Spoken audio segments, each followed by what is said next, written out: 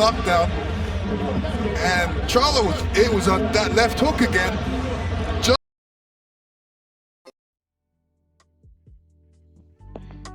Yep, you know what time it is, man. This is your favorite channel, man, CTB. This is Chin Tuck Boxing. I'm your boy, Jay Slay. Say what up to him, man. What's up, everybody? Thanks for tuning in tonight. Most definitely. If you're tuning in, man, the first thing I got to say to you guys is, we told you so. We told you so. We told you so. We told you so. I walked away with a little bit of change in my pocket. What about you, man? Oh, yeah, I walked away with exactly what I told him I was going to walk away with. Exactly. If you go look at the odds video. Yeah, as you can see on the bottom of my screen right here, I posted my receipts. You gonna send me your receipts, right? I'm gonna send it because I want them to see it, so I don't think we just bullshit. So you see on the bottom on the screen right now, you're gonna see my receipts and you're gonna see my boy Mom receipts. Saying we ain't bullshitting. That we actually took our advice and we actually made the bets that we told you guys to make, and we walked away with a great piece of change, man. My total, I bet about $60 or so total. No, I bet like $30. I think it was like $35 or something like that. I bet I wound up walking away with $384, but you got to count your losses. So total, I walked away with about $350, give or take. What was your total take of the night for your bets? I think I had about $285 is what I won, but I lost like $13 on just taking single round on boots and a couple rounds I didn't get. So I ended up winning like right around 272 for the night. You know, good night. I take it for a utility bill or gas for the month. You know what I mean? I got a little bit of gas money. Take my girl out for a couple of drinks. You know what I'm saying? It's not a bad little investment right there. I'll take it. I just wish sometimes I was a heavier bettor than I am, because I'm a cheapskate. I'm not gonna lie. I hate to lose money. So even though I know in my heart that I'm right, I'm still gonna bet $10 here and there. I'm not gonna bet too much just because I'm really hurt my pockets if I lose. But this is one of those bets where I wish I would have bet at least $100, because I would have at least walked away with a cool, almost what's that? $3,000. $3,000. I would have walked away with a cool $3,000 if I was just listen to my instincts and put heavy money on that 10th round stoppage. But you can't cry over spilled milk, man. It is what it is. All right, let's talk about that event, man. Number one, let's talk about boots before we go to the main event, man. We was wrong about this event. We was right about the outcome of the fight, but we thought the fight was gonna last a lot longer than we thought we was. Boots is a monster, man. He's the problem. What you think about Boots, man, and what he showed, man? You think he showed a different gear, or you think it's the same old Boots that he didn't get a chance to, man? Like, I'm mad because this was the fight I said, like, you gonna fight that you're gonna still be more for Boots. I knew the guy was because I knew Boots was levels above him, but I thought it would go 5, 4, 6 rounds. But we would get to see a couple more late Boots, and Boots just picking people away in 1, 2, 3 rounds. And I think the guy could have got up and maybe fought, but I think he felt that power and said, "Fuck this, I'm gonna take my check and go and get out of here." But man, Boots is just something different, man. He a different animal, man. He a different animal. I think he pissed Boots off too when he was like, "Yeah, I'm a war machine. I'm different." Boots ain't never been past 6 rounds. I'm gonna take him in deep waters to take him past 6 rounds. Man, you ain't take the man past 2, man. Come on, man. So I think he pissed Boots off a little bit. And Boots had a little extra oomph on his punches on this fight, man. I think he wanted to make a statement too. I think he's seeing Charlo was going for undisputed. They made him even more hungrier, man. And coming off of watching Errol Spence dominate Ugas, I think Boots came in there with a new level of motivation, man. And he went in there and showed it in this fight, man. He actually dominated. I thought it would be a little tough to hit. I thought Clayton would be a little more tougher to hit than he was, man. But Boots is Boots, man. Boots is Boots, bro. On to the main event, man. The main event, like we said, man, we told you so, man. We told you so. We told you so. We told you so. 10th round stoppage, man, for Jermell Charlo, who's now the first ever 154-pound male undisputed champion, man. What do you think about Charlo's performance, man? And what did you enjoy most about the fight? What was the part that had you on the edge of your seats and just like excited for boxing, man? Well, first of all, man, this has to be a candidate for fight of the year. Like I said, the ladies a couple weeks put on a show. with Taylor and Sereno, and that was a great fight between those two ladies, man. And I think Charlo and Castano was right on par with those. And man, I was just happy for boxing, man. Like a lot of times you get these big fights for undisputed fight, and the build up is there, and then it don't never deliver what we expected it to. But this fight was on par. It kind of went like I thought it was gonna go, man. I told people that I thought the first half of the fight would be tough, back and forth fight. It was a close fight, and then, like I said in the first fight, I felt like Charlo was too wild. He was looking for that one shot, and even in this fight, he wasn't as wild, but he still wasn't. He didn't have that calmness to him.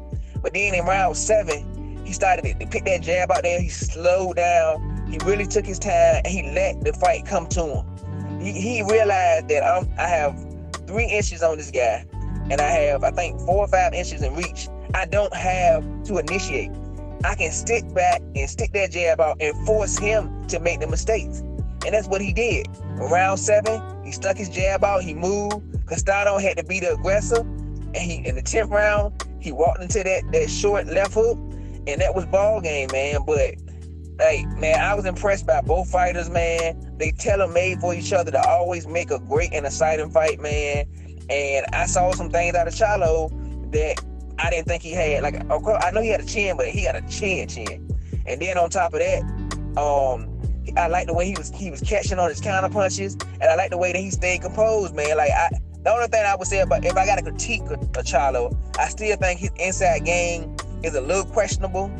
And I still think his weakness, what I said before the fight, is that if you are the aggressor and you back him up, you can put him on those ropes and let off shots and win rounds on Charlo.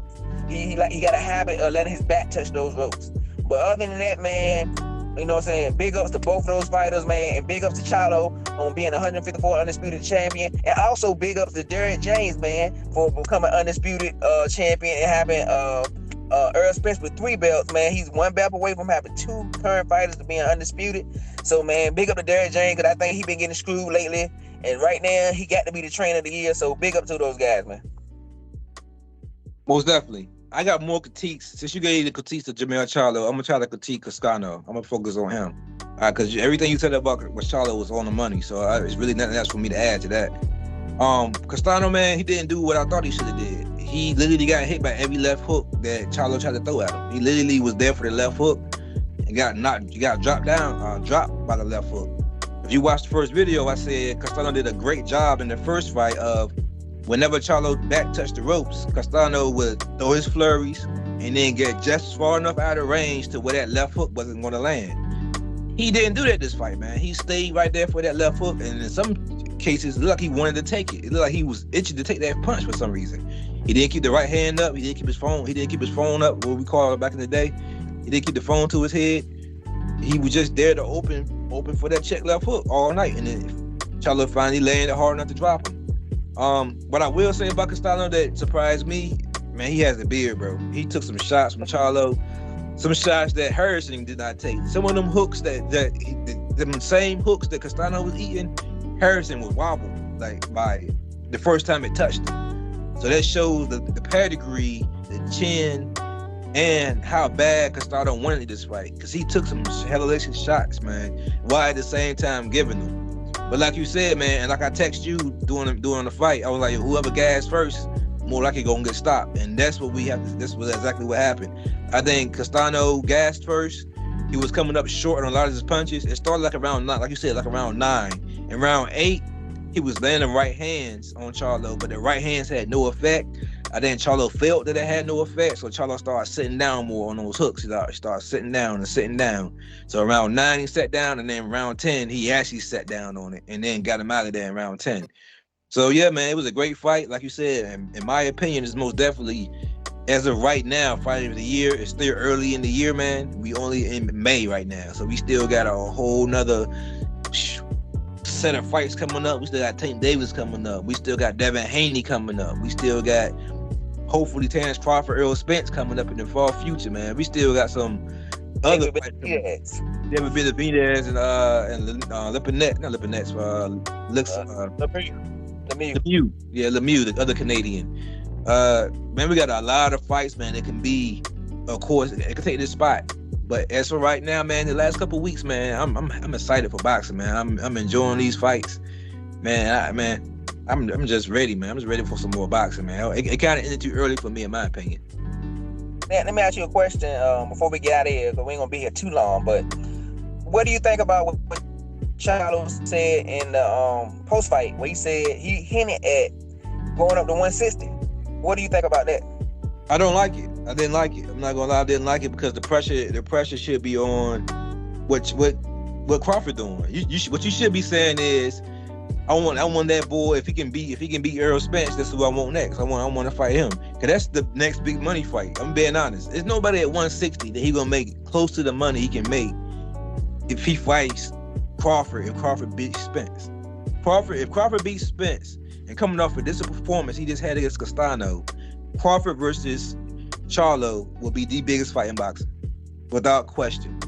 So I'm kind of disappointed that he didn't say that, but he did kind of lead up to it in the press fights comments that he wasn't gonna talk about Crawford no more. Crawford out of his weight, he was gonna focus at his weight. I kind of wished he would have said he was gonna reign there a little while. If he would have said, I'm gonna reign here a little bit and try to see what happens. Because let's be honest, man, there's some fights that he can fight. He got the Fan Four fight. Fan Four got a lot of fans coming off the Lubin knockout. I think he can make some decent money fighting Fan Four. So I think he should stick around for a little while and at 154 and try to reign for a little bit before he go up there to 160 and step on his brother's toes at 160. What you think about that? Yeah, it depends on what his brother gonna do. If his brother decides, if maybe his brother told him he think about moving up to 168, but if his brother gonna campaign at 160, I don't see the point of him moving up quite yet. Like I said, Fundora is a big fight for him. You know what I'm saying? Like I said, if Crawford can beat Spence, that's a big fight for him. So I think he should stay at 154 a little bit longer, especially if his brother's not moving up to 168. But man, if his brother say he moving up to 168 and they think he can go to 160 and maybe he believe that Spence is gonna beat Crawford because it is his stablemate, so he maybe feel like Spence gonna beat him, so I'm not gonna fight Spence. And if Spence beat him, Spence going to 154, so let me go ahead and vacate, and then Spence can go ahead and start picking these belts up, and I can go to 160 and pick up 1 or 2 belts. So, I mean, it depends. Like you said, I'm pretty sure him, his brother, and Spence talk behind the scene a lot, so maybe it's something we don't know. I also find it kind of funny. I've been watching leading to the fight, and it seems to me like I'm changing up a little bit, but his brother, Jamal, it almost seemed like he's thinking about going with Derek James as a trainer. I don't know if he would do it or pull it, but his brother threw a joke out and said, I want him to come to our stable and let Derek James work with him and be with us. And I heard that Jamal said before the fight that he really liked Derek James. He liked working out with Derek James. But then he also gave big shout out to his trainer and saying that he's a Hall of Famer. And what is his trainer? Ronnie Shields. My mind is off right now. Ronnie Shields. He said Ronnie Shields is a Hall of Famer and a great trainer. So he kind of toned it down a little bit, but I caught that as being something to keep an eye on, that it could happen. So let's just keep an eye out for it.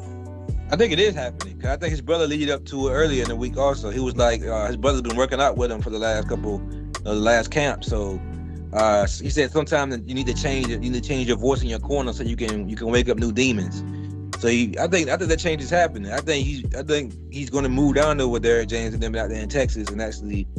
I mean, Ronnie Shields is getting older, man, and Derek James is fresh in the game. Not saying that Ronnie Shields his style doesn't work in boxing anymore, because boxing is boxing. Boxing is going to be what it is. It's really styles make fights, so it's really no style that gets old. I just think sometimes when you like at that level, you need a different level of push. Some fighters need that, and you need to change that familiarity. That's a whole other video. Of course, we'll get into that on another video, another show.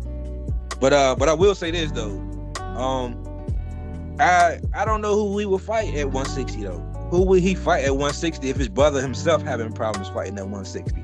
That'll also be another show, I guess. But you can answer it real quick. But we'll make another show out of it later on also.